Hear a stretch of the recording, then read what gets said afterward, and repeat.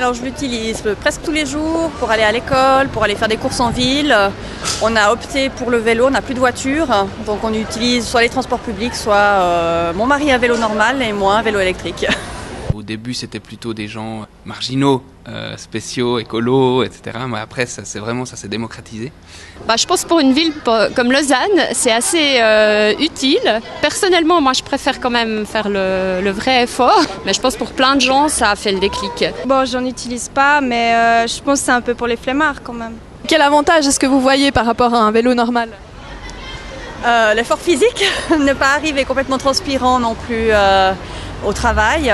C'est aussi beaucoup plus pratique parce qu'il n'y a pas besoin de toute l'histoire du permis, etc. Par exemple, par rapport à un vélo moteur, ça coûte aussi beaucoup moins cher à l'entretien. Une fois qu'on a un vélo électrique, c'est clair que l'investissement est assez cher.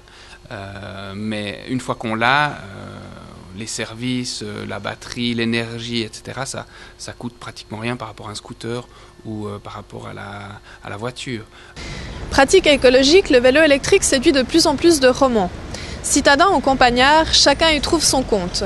Mais si la petite reine motorisée se démocratise, il faut tout de même prévoir un budget de 2500 à 5000 francs selon les modèles. On a fait les comptes entre les frais de la voiture, la place de parc, et effectivement ça nous revient bien meilleur marché pour l'usage qu'on en fait. Quel aspect vous dissuade d'acheter un vélo électrique ? Alors c'est le prix et peut-être aussi la possibilité de le recharger.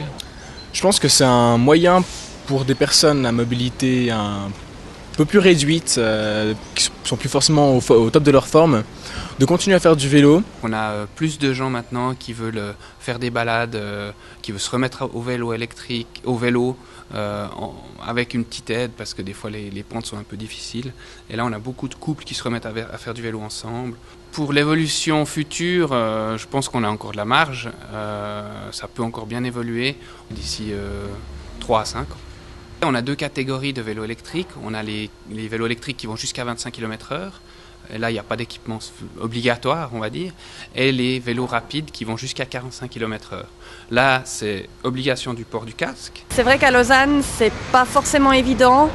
On n'est pas toujours respecté par les bus, par les voitures, par les motos, par d'autres vélos.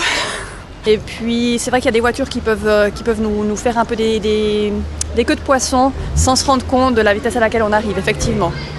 C'est un apprentissage pour tout le monde.